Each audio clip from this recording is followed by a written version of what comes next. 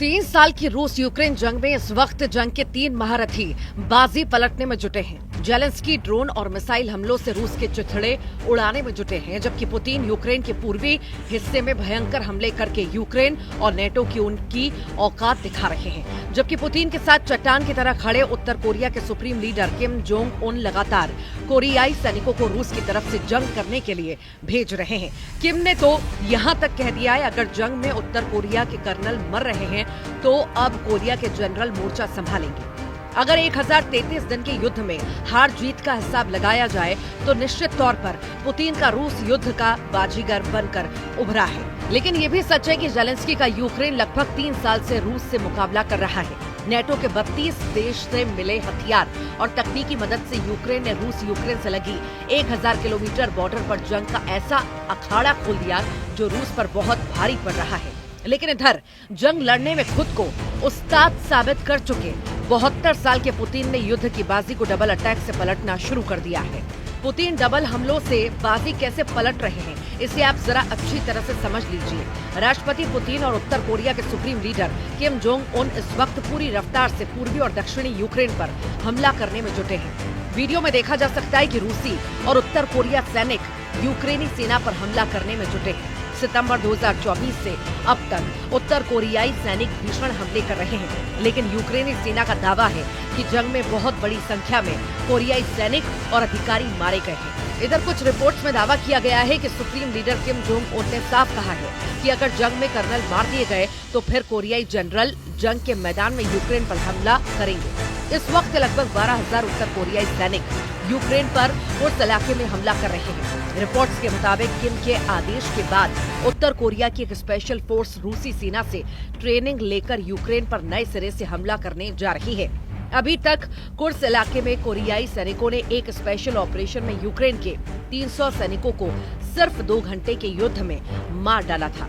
कोरियाई सैनिकों के इसी कारनामे से राष्ट्रपति पुतिन अब एक कदम आगे बढ़कर यूक्रेन पर हमला करने जा रहे हैं। रूसी राज्य समाचार एजेंसी TASS के मुताबिक रूस का परमाणु पनडुब्बी प्रोजेक्ट 885M एक्टिव हो चुका है। वमाश शिपयार्ड के CEO मिखाइल बुडनिचेंको का दावा है कि रूसी नौसेना इस घातक परमाणु पनडुब्बी से काफी दूर तक हमला कर सकती है। प्रोजेक्ट 885M परमाणु ऊर्जा से चलने वाली पनडुब्बियां हैं, जिनमें सेवेरोडोनेत्स्क, कजान, नोवोसिबिर्स्क और क्रास्नोयार्स्क पनडुब्बी शामिल हैं। ओनिक्स और कलिब्र PL क्रूज मिसाइलों से लैस ये पनडुब्बियां रूस की नौसैनिक शक्ति को बेतहाशा बढ़ा चुकी हैं। 33 महीने से ज्यादा की जंग के बाद रूस यूक्रेन जंग में कई उलटफेर शुरू हो गए हैं। पहले रूस ने जंग में उत्तर कोरिया के सैनिकों को उतारा, यूक्रेन अमेरिका समेत नेटो के 32 देशों को हैरान कर दिया। अब खबर आ रही है कि यूक्रेन और नेटो ने मिलकर यूक्रेन की तरफ से आर्मेनिया के सैनिकों को जंग में उतार रहे हैं। हैरानी की बात यह है कि आर्मेनिया को राष्ट्रपति पुतिन और रूस का समर्थक माना जाता है, लेकिन जो खबरें आ रही हैं उसके मुताबिक अब आर्मेनिया की तरफ से सैनिक रूसी सेना पर हमला करेंगे। आर्मेनिया के सैनिक घातक हथियारों से लैस होकर जंग के मैदान में पहुंचने लगे हैं। इधर पुतिन की तरफ से उत्तर कोरिया के 15,000 सैनिक नए साजो सामान और तैयारियों के साथ रूस पहुंच रहे हैं। दावा किया गया है कि किम के आदेश पर कोरियाई सैनिकों की स्पेशल फोर्स रूस पहुंच चुकी है। इन हालातों को देखकर साफ कहा जा सकता है कि पुतिन और जेलेंस्की दोनों ही युद्ध में आखिरी दाव खेल रहे हैं। यूक्रेन राष्ट्रपति व्लादिमीर जेलेंस्की ने कहा है कि उनके कमांडर इन चीफ ने रूसी सेना के साथ मिलकर लड़ने वाले उत्तर कोरियाई सैनिकों की रिपोर्ट दी है। इन बलों के खात्मे के बारे में भी कई विवरण रिपोर्ट में हैं। प्रारंभिक आंकड़ों से पता चलता है कि रूस अपने उत्तर कोरियाई सैनिकों के नुकसान को छिपा रहा है। उधर यूएस के नवनिर्वाचित राष्ट्रपति डोनाल्ड ट्रंप ने कहा है कि रूस यूक्रेन की स्थिति और भी मुश्किल होने वाली है। मुझे लगता है कि जब आप ऐसा कहते हैं तो ये और भी मुश्किल हो जाता है। रूस पर 200 मील दूर मिसाइल दागने की अनुमति नहीं देनी चाहिए थी। मुझे लगता है कि ये एक बुरा फैसला था। इस जंग में कोरियाई और उत्तरी कोरिया आए गए हैं। एक और व्यक्ति जिसके साथ मेरा बहुत अच्छा तालमेल है, मैं अकेला ऐसा व्यक्ति हूँ जो युद्ध रुकवा सकता है, लेकिन इससे बहुत सारी बुरी चीजें हुई हैं। मुझे नहीं लगता कि रूस पर मिसाइल हमले की अनुमति देनी चाहिए थी। हम आपको बता दें कि यूक्रेनी सेना ने 6 अगस्त 2024 को पश्चिमी रूस के कुर्स इलाके पर बहुत बड़ा हमला किया था। और रूस के कुर्स्क में 1376 वर्ग किलोमीटर इलाके पर कब्जा कर लिया था। लेकिन नवंबर 2024 से लेकर 18 दिसंबर 2024 के बीच रूसी और उत्तर कोरियाई सैनिकों ने इतना भीषण पलटवार किया कि देखते ही देखते यूक्रेनी सेना को 800 वर्ग किलोमीटर का इलाका वापस छीन लिया। इस दौरान रूस के साथ साथ उत्तर कोरिया के सैकड़ों सैनिक मारे गए, लेकिन कोरियाई सैनिकों ने सिर्फ 2 घंटे की जंग में यूक्रेन के 300 से ज्यादा सैनिकों को मार डाला था। इसी को देखते हुए अब यूक्रेन ने आर्मेनिया के सैनिकों को रूस के खिलाफ उतार दिया है। असल में यूक्रेन ने पश्चिमी रूस के कुर्स्क पर अगस्त में हमला करके एक बड़ा जुआ खेला था।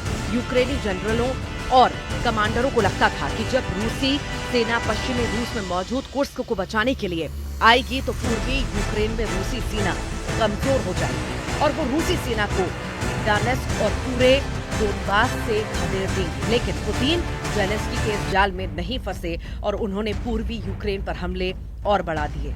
राष्ट्रपति पुतिन इस वक्त फुल फॉर्म में हैं। यकीन करना मुश्किल है, लेकिन अगस्त 2024 से दिसंबर 2024 के बीच में रूसी सेना ने पूरे यूक्रेन के 20% इलाके पर कब्जा कर लिया है।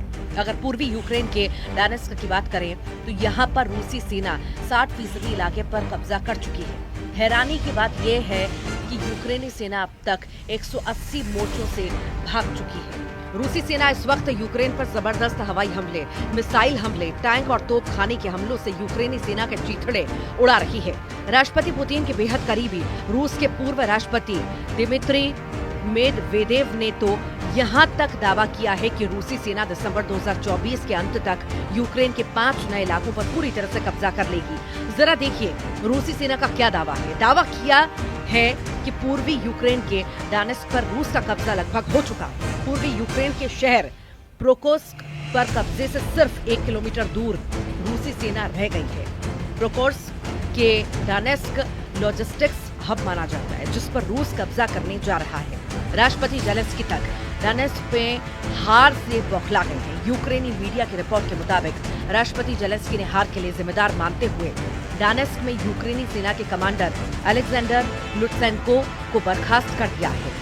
कुछ रिपोर्ट्स में दावा किया गया है पुतिन ने यूक्रेन के डोनेत्स्क, लुहांस्क, खेरसोन और जापोरिजिया क्षेत्रों को रूस में शामिल करने के कब्जे शुरू कर दिए हैं। इसीलिए रूस भीषण तरीके से पूर्वी यूक्रेन पर चुन कर हमला कर रहा है, जिसमें सबसे ज्यादा हमले मिसाइल और ड्रोन से किए जा रहे हैं। रूस ने यूक्रेन के स्टोरोजेव, सुखियाली और वेसेली हाई के दक्षिण में जबरदस्त हमले करके कब्जा कर लिया है। रूसी सेना ने यूक्रेन के ब्लाहोदंते और येलिजावेतिवका गांव पर भी मजबूत पकड़ बना ली है।